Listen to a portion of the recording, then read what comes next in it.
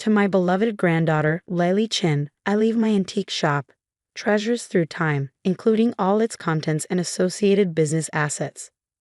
The lawyer's voice echoed through Grandmother Rose's mahogany-paneled study as my cousin's snickers grew louder. I sat quietly, hands folded in my lap, ignoring their poorly concealed derision. If you're reading this, you've already found the first secret. There are many more. The shop isn't what it appears to be. It never was. The ledger will explain everything, but be careful who you trust with this information. Some of our clients prefer their collecting habits to remain private. Remember what I taught you about true value. It's rarely where others think to look. All my love, Grandmother Rose. My hands shook as I opened the ledger. The remainder of my estate, including all financial holdings, properties, and investments, shall be divided equally among my other grandchildren. Cousin Brad couldn't contain himself any longer. Well, looks like little Lily gets the dusty old shop while we split the actual fortune. How fitting. I'm Lily Chen, former museum curator turned unlikely heir to what my family considered the black sheep of Grandmother Rose's business empire. While her real estate holdings, tech investments, and stock portfolio had made her one of Boston's wealthiest women, her antique shop was seen as her odd little hobby, a relic of her humble beginnings that she refused to give up. What my family never understood was why I spent so many weekends there with her, learning about every piece in her collection, listening to her stories about their origins, watching her negotiate with mysterious clients who visited by appointment only. The shop's been losing money for years, my cousin Emma Stage whispered. Good luck paying the property taxes, Lily. Attorney Richardson cleared his throat. There is one additional stipulation regarding the shop. Ms. Chen must maintain ownership and personal management for a minimum of 6 months before any sale or transfer can be considered. Brad laughed outright. 6 months of bleeding money? Grandma's really testing your dedication, isn't she? I thought of the countless hours spent with Grandmother Rose in that shop, her eyes twinkling as she taught me the difference between Ming and Qing dynasty porcelain, how to spot a genuine Art Deco piece, the secret marks of master craftsmen across centuries. I accept the terms, I said quietly. Later that evening, as my cousins celebrated their windfall at an expensive restaurant, I stood in front of Treasures Through Time with its dusty windows and faded awning. The shop occupied the ground floor of a Victorian brownstone in Boston's historic Back Bay neighborhood, its modest appearance belying the treasures within. My hand trembled slightly as I inserted the key. The familiar bell chimed as I stepped inside, the scent of furniture polish and old books wrapping around me like a warm embrace. In the fading daylight, the shop's treasures cast long shadows. French ormolu clocks, Georgian silver, Chinese jade carvings, each piece hand-selected by Grandmother Rose over her 60 years in business. Need help getting started with inventory? I jumped at the voice, then relaxed when I saw Maria Santiago, the shop's only employee besides Grandmother Rose, emerging from the back room. Maria had worked here for 20 years, handling everything from cleaning to customer service. Thanks, Maria. I might need a few days to process everything. She nodded sympathetically. Take your time, but don't forget, Thursday is the Anderson appointment. Anderson? A regular client, very particular about who they deal with. Mrs. Rose handled all their transactions personally. Something in her tone made me look closer. Did Grandmother leave any instructions about the clients? Maria hesitated.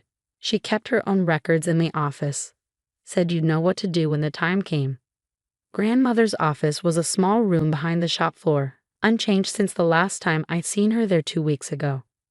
Her reading glasses still lay on the antique Louis XV desk, a half-finished cup of tea beside them.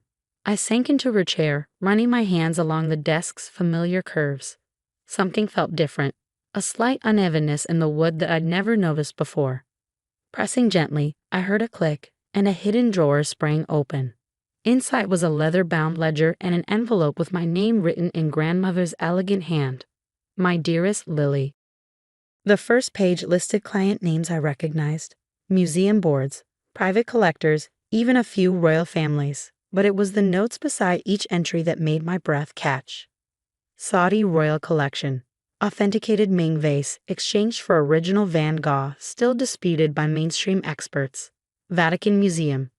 verified provenance of lost Renaissance medallion, secured return of disputed artifacts to Greece. Anderson Foundation. Located missing Fabergé egg, negotiated exchange for stolen Native American artifacts. Pages of transactions, each more incredible than the last. Grandmother hadn't just been selling antiques. She'd been facilitating complex exchanges between the world's most powerful collectors, helping right historical wrongs while maintaining absolute discretion. A soft thud from the shop floor snapped me back to reality. I quickly replaced the ledger and closed the drawer. "Hello," I called out. "We're closed." No answer, but I distinctly heard footsteps. Grabbing grandmother's old brass letter opener for protection, I crept toward the door. A tall figure in an expensive suit stood in the shadows, examining a cabinet of Georgian silver. "I'm afraid you'll have to come back during business hours," I said, trying to keep my voice steady. The man turned, revealing a face I recognized from newspaper photos. Charles Anderson II, heir to one of Boston's oldest fortunes. "Ms. Chen," he smiled, but it didn't reach his eyes. "My condolences on your grandmother's passing. I trust you found her ledger?" My grip tightened on the letter opener. "I'm not sure what you're talking about." "Come now, let's be honest." Rose would have left instructions. "The Anderson appointment on Thursday, we have some delicate matters to discuss." Before I could respond, a noise at the back door made Anderson's head snap around. "We'll talk later." A word of advice: trust no one until you understand exactly what your grandmother built here. Some people would kill for that client list. He melted into the shadows and was gone before I could process his words. Moments later, Maria returned from taking out the trash, acting as if nothing had happened.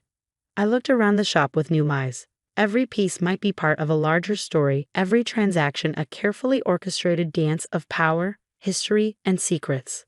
The ledger held the truth about grandmother's real business. But Anderson's warning echoed in my mind. Some people would kill for that information. And Thursday's appointment was only 3 days away. Standing in the quiet shop, surrounded by treasures whose true value I was only beginning to understand, I realized grandmother had left me more than just a failing antique store. She'd left me a legacy of secrets and some very dangerous clients. The real question was, what would I do with them? The next morning, I arrived early to study the ledger in detail. Each entry revealed another layer of Grandmother Rose's secret world. She hadn't just been selling antiques. She'd been orchestrating a complex network of artifact repatriation, authentication, and ethical collecting. Museum claims piece was legally acquired in 1956. One note read, "Found proof of Nazi looting. Negotiated quiet return to original family." Maria arrived as I was cross-referencing client names. "Your grandmother knew you'd understand," she said, setting a cup of tea on the desk. "That's why she chose you." I looked up sharply. "How much do you know?" "Enough to help, not enough to be dangerous." She smiled. "The Anderson appointment, it's complicated. They're looking for something specific. The ledger mentions a Fabergé egg. That was last year's transaction. This is bigger." Maria hesitated. "Mrs. Rose was working on something important when she died. She said it could change how museums handle disputed artifacts." Before I could press for details, the shop's bell chimed. Cousin Brad sauntered in, looking out of place in his expensive suit. "Just checking on our family's little museum of dusty junk," he smirked. "Need any loans yet?" I kept my face neutral. "We're doing fine." He wandered the shop, deliberately handling priceless pieces with careless hands. "You know, some developers are very interested in this location. I could help negotiate the sale once your 6 months are up." "Not interested." "Don't be stubborn, Lily. This shop is a money pit." Grandma's books showed nothing but losses. Because the real transactions were in a secret ledger, I thought. Out loud, I said, "I prefer to honor grandmother's wishes." "Your funeral." He picked up a delicate Ming Dynasty teacup, probably all fakes anyway. "That's a genuine Chenghua period piece from 1465, I said quietly. "Worth more than your new BMW." Brad nearly dropped the cup. "You're lying." "Your grandmother had quite an eye," a new voice said. A elegant woman in her 60s stood in the doorway, and her granddaughter inherited it.